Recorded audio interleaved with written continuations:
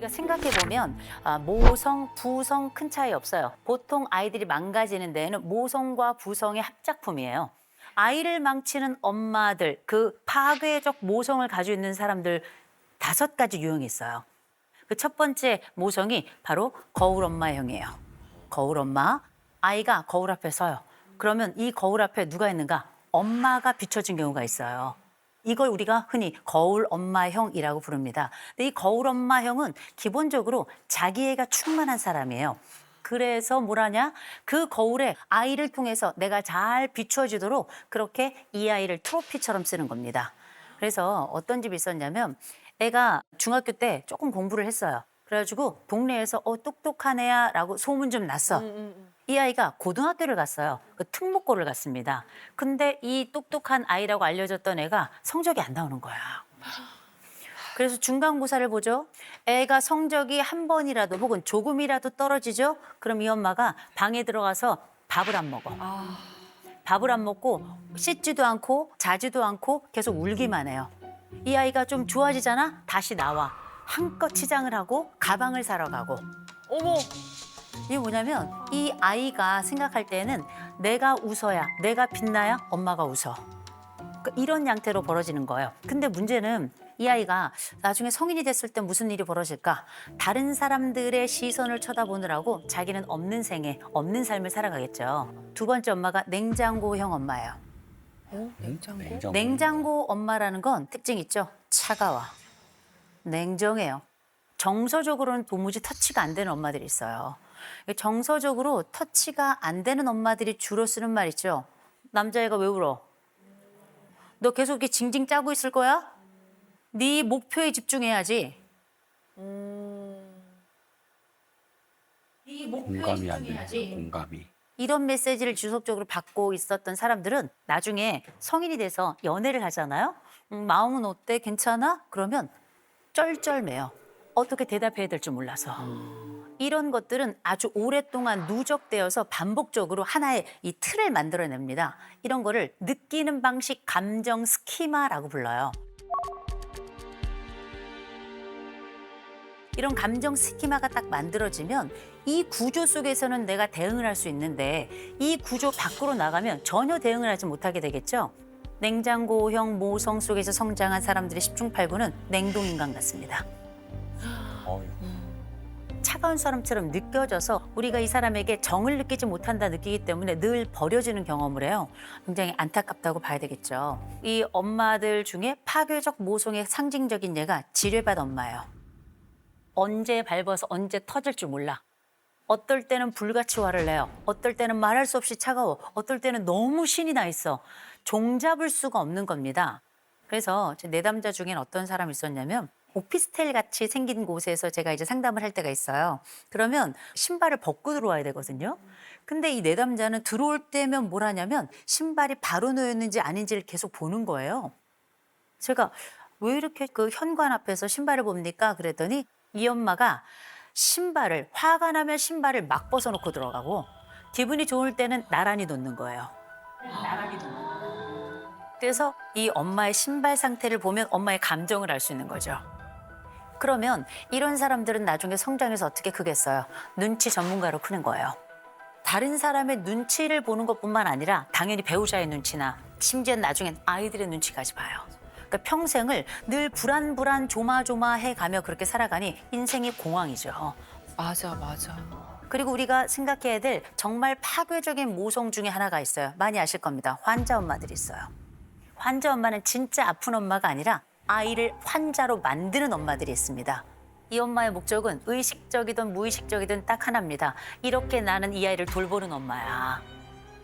이건 뭐냐면 아픈 아이를 만들어내서 결국은 나라는 사람이 얼마나 중요한 모성을 보이는가라는 걸 보여주는 일종의 뮌하우젠이라고 하는 이게 약간 대리 방식으로 나 대신 그 아이를 돌보고 의사 대신 그 아이를 돌보게 만드는 이런 아주 복잡한 심리 구조를 가지고 있는 일종의 정신질환의 일환입니다.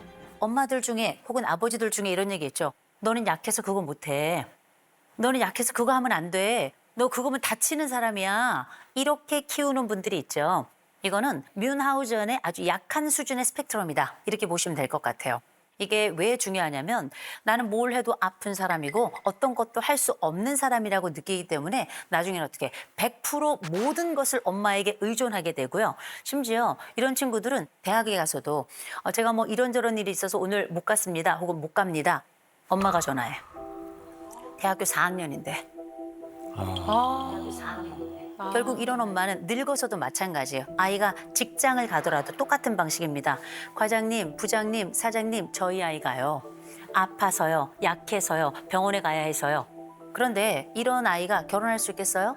딸이건 아들이건 결혼할 수 있겠어요? 결혼합니다. 결혼해서 뭘 하는가? 사위하고 며느리가 들어오잖아요. 상관없어요. 그 모든 자리를 다 제치고 아이들의 병원 예약을 본인이 해요. 이런 상황들이 저는 상담 현장에서 꽤 있어요.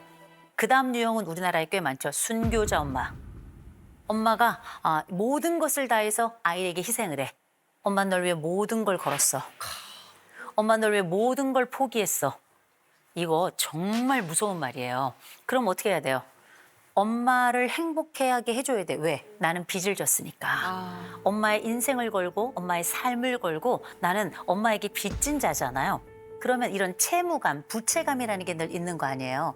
더 중요한 부분을 잃고 있죠. 우린 분리가 불가능하다는 거.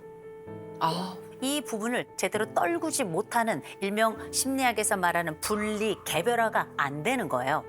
정상적인 성장과 정상적인 성숙이 다 어려워지게끔 일종의 막는 역할을 하게 되는 거죠. 결국 나중에는 무슨 일이 벌어지겠어요? 내가 엄마를 다 책임져야 되겠죠. 그래서 나중엔 역할 역전이 발생합니다. 역할이 바뀌는 거예요. 엄마가 나에게 해준 것을 빚을 평생 갚기 위해서 내가 엄마를 보호해주고 그 옆에 그림자처럼 마치 매니저처럼 그렇게 따라다니게 되겠죠. 그래서 기억하셔야 됩니다. 엄마가 했던 그 헌신과 그 과한 충성은 내가 요청한 게 아니었다는 걸. 그건 역시 엄마의 자기 기쁨이에요. 자기 만족, 자기 포만감을 가진 거 아니에요. 그걸로도 이 엄마는 자기 보상이 된 거예요. 그래서 내가 정한 효도를 내가 하세요. 엄마가 원하는 효도를 하지 마시고요. 내가 정한 효도, 그 기준과 경계를 가지고 효도를 시작하셔야 돼요. 또 한 가지, 우리가 그래서 늘 염원하는 게 있죠. 친구 같은 엄마, 또 친구 같은 아빠. 굉장히 좋게 생각하시죠? 네. 이거 굉장히 위험한 겁니다. 친구 같은 엄마, 친구 같은 아빠가 어느 정도 위험한 거냐? 이건 단순히 친구가 아니에요. 우린 경계가 없어요. 너는 언제든 내게 침범에 들어와도 되고 나도 너에게 언제든 침범에 들어와야 되는데 사람은 나이를 먹고 성인이 된다는 건 나만의 영역이 있어야 되는 거예요. 이걸 우린 뭐라고 부르냐? 비밀이라고 불러요. 사생활이라고 불러요. 내 비밀이 없는 사람들은 그냥 어린아이예요. 그것도 7세 미만의 어린아이들. 7세 미만의 어린아이. 이쯤에서 제가 궁금한 게 있는데, 그러니까 나에게 모성애가 이 모성이 자녀를 위한 사랑인지 또 아닌지 알 수 있는 방법은 없을까요? 저는 정상적인 사랑 같은데, 또 아닌가? 이게 경계가 좀 모호하단 말이에요. 이게 과연 내 아이에 대한 사랑인가 아니면 나의 불안을 잠재우기 위한 과정인가. 맞아요. 맞아, 요거 알면 좋겠다. 저는 이게 질문을 통해서 저는 어느 정도 답을 찾을 수 있지 않을까 싶어요. 그 첫 번째 질문이 뭐냐면 내가 어떤 말이나 행동을 했을 때 누가 편해지는가요? 아이가 편해지는가 아니면 내가 편해지는가? 나중에 봤더니 아이는 똑같아. 그냥 나만 안심이 돼? 그렇다면 이건 아이를 사랑하는 방식이라기보다 나의 안심을 향한 것이다. 맞네. 맞아. 두 번째, 어떤 일이 있었는데 결과가 나빠. 이 결과가 나빴을 때 어떤 일이 벌어지는가? 아이하고 함께 이 문제를 풀어가려고 하는가 아니면 내가 먼저 무너지는가? 결국 그래서 우리의 최종적인 목표가 무엇이냐? 아이의 성장이냐 아니면 나의 안심이냐? 이게 굉장히 중요한 거예요. 꼭 말씀드리는 게 아이들의 실패를 막는 모성은 완벽히 아이를 망치는 모성이라는 거. 또 그 실패를 잘 이겨냈을 때 브라보를 외칠 준비를 하는 그 엄마, 그 아버지, 전 최고의 엄마, 최고의 아버지가 될 거라고 생각합니다. 우리 모두 괜찮은 모성, 괜찮은 부성으로 기꺼이 브라보를 외쳤으면 좋겠습니다.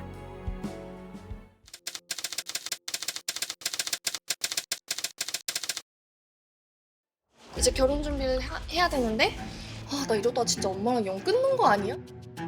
벌써부터 걱정이 되는 것 같기는 해요. 엄마랑? 공격적이에요. 잡아먹을 것 같아요. 저희가 뭘 이렇게 할게요 라고 했을 때 엄마가 아니 이걸 왜 이렇게 했어? 야 그게 니네는 맞다고 생각해? 남자친구한테 야 너 내가 10달 동안 고생해서 이렇게 너한테 너 거절하고 데려갈까? 이런 식으로 얘기를 하니까 거저 데려갈 거야? 벌써부터 걱정이 되는 것 같기는 해요. 어떻게 해야 엄마를 맞출 수 있는지를 모르겠어요. 저는 세 딸을 잘 키워왔다고 자부하면서 살아온 53세 엄마입니다. 세 자매의 큰딸 28살 김지원입니다. 엄마의 간섭에 대해서 얘기를 하셨잖아요. 엄마의 간섭이 어느 정도인 거예요? 제가 남자친구랑 싸우면 꼴보기 싫으니까 그냥 카톡 프사 같은 거 내려버리고 막 이렇게 하잖아요. 근데 엄마가 그거 보고 너네 카톡 프사 또 내렸냐고, 너네 또 싸웠냐고 이제 이렇게 하고 다시 해놔라 막 이러고 저희가 만약 싸웠어요. 그러면 엄마 어디 나갔으면 너네 나 올 때까지 화해하고 있어. 이러면은 저는 또 그 말을 또 들어요. 또 혼날까 봐 가서 혼날까 봐? 그래 엄마가 또 너네 아직도 화해 안 했어? 막 이렇게 혼날까 봐. 싸울 때마다 사이에서 이렇게 중재를 하시나 봐요. 지금 사정상 그 예비사위가 저하고 같이 일을 하고 있어요. 아, 같이 일을 하세요? 지금 어머니 무슨 일 하세요? 제가 음식점을 운영하는데 음식점을. 네. 그래서 제가 이제 항상 같이 있잖아요. 그러니까 뭐 얘네들이 싸웠어. 근데 표정으로 보면 알잖아요. 엄마는 알잖아요. 근데 그 표정을 이게 손님들한테 가요. 그러니까 손님들한테 손님이 들어오시면 어서 오세요 하고 인사를 해야 되는데 인사를 안 해. 그러면 얘네들이 싸웠구나. 캐치를 하고 너 싸웠지? 이러면 네. 빨리 화해해. 근데 어머니가 평소에 이런 의견이 다를 때 이렇게 부드럽게 말씀하진 않으셨을 것 같아요. 네. 네. 너네는 그게 맞다고 생각해? 야, 진짜 너네 그럴 거면 결혼 왜 해? 이렇게 네. 이런 식으로 약간 공격적으로 공격적인 공격적이시- 스타일이신가요? 그러면은 듣는 저희도 좋은 말이 안 나가죠. 근데 엄마의 그 말투 때문에 상처받았던 적이 있으세요? 이번에 저한테 싸우면서 너 나온 거 후회된다. 이 공든탑이 무너진다. 이 말이 조금 그래서 제가 그랬어요. 누가 낳아달라고 했냐. 내가 낳아달라고 해서 낳아준 것도 아니면서 나한테 왜 그런 말을 하냐. 이렇게 하면서 되게 감정적으로 싸웠거든요, 이번에. 감정이 너무 안쪽에 쌓인 게 많아서 울음을 참느라고. 근데 이 말을 다 할 수 없는 것 같아요. 그래서 이날 이 문제의 그날 두 분이 통화한 음성을 음성이 있어요? 네 그럼요 이호선 상담소가 어떤 프로그램인데요? 그렇지, 정확하게 상담해야 네 되니까. 그럼요 들어보도록 하겠습니다. 네. 마지막으로 너 하고 싶은 얘기 다 해봐. 내 마지막으로 들어줄게. 마지막으로. 무슨 말을 하라고. 너 하고 싶은 얘기 다 해봐. 너 왜 나왔냐고? 내가 좋아서 나왔어. 하지만 엄마가 했잖아 나한테. 그래서 그럼 나는 그런 소리 듣고 가만히 있어야 돼? 나 나은 거 후회된다며. 내가 그런 소리 왜 들어야 되는데 지금 엄마한테.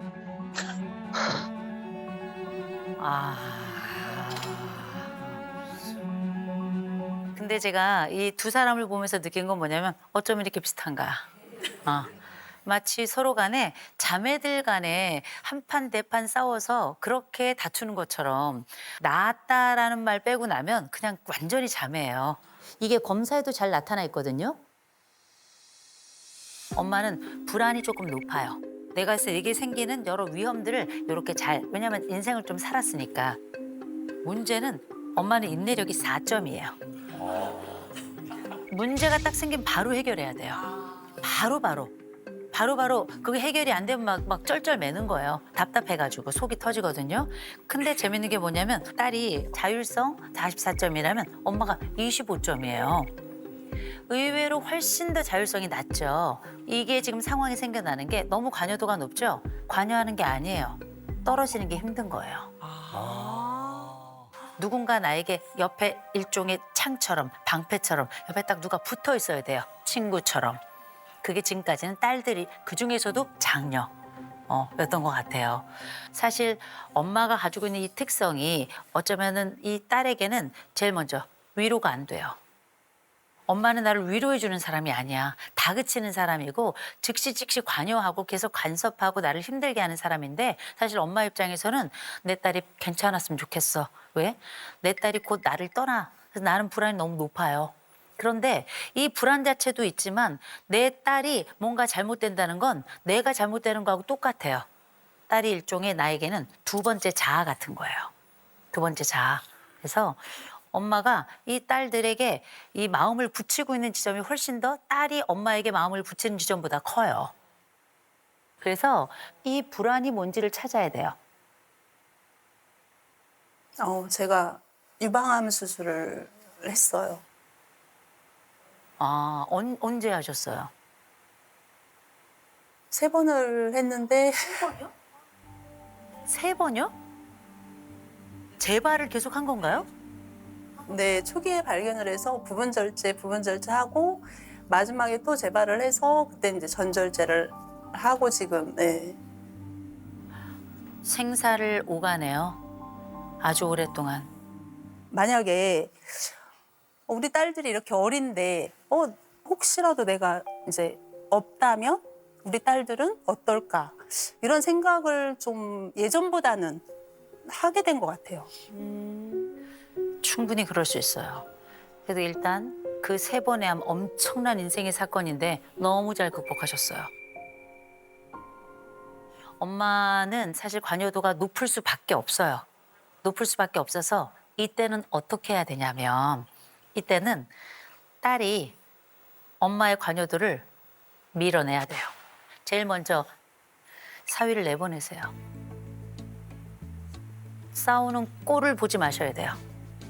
관여를 한다면 어떤 관여를 해야 되냐면 아이들의 건강한 미래를 만들 관여를 해야 돼요. 시시콜콜한 건 어른이 건드리는 게 아니에요. 어른들의 훈수는 큰 인생의 중요한 지점에 무르러 오면 그때 얘기하는 겁니다. 어머니의 관여도가 너무 많다. 그러니 적어도 분리해야 될 가족은 분리하자라고 말씀을 드리는 거예요. 그다음 어머니 말투부터 먼저 좀 바꾸면 좋아요. 이 집이 말이 날섰어요. 엄마는 어떤 특성이 있냐면 야, 내가 너 키웠잖아. 고마워해야지. 엄마는 그런 요청을 하고 있는 거예요. 그렇죠? 엄마가 인정받고 싶은 부분은 전 이해해요. 근데 이걸 굳이 치사하게 얘기를 하니까 나도 그래? 그럼 나도 이렇게 되는 거거든요. 이 집은 고백이 좀 필요해요. 이 집은 사실의 언어만 있고 고백의 언어가 없거든요. 지금 고백해야 나이 들어서도 고백할 수 있어요. 그래서 엄마한테 저는 엄마 여러 가지 고마운 점 중에 제일 고마운 점이 어떤 거예요? 3번째 암 걸렸을 때 엄청 한 2주 동안 울면서 지냈거든요. 아무것도 안 하고 그때 진짜 온 가족이 다 엄청 걱정하고 그러고 있었는데 딱 2주 만에 일어나더라고요. 그때가 되게 고맙더라고요.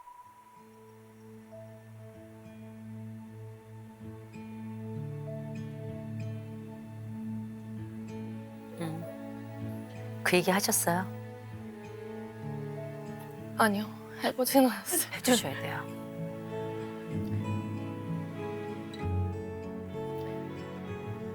지금까지 버텨줘서 고맙고 앞으로도 잘 부탁해.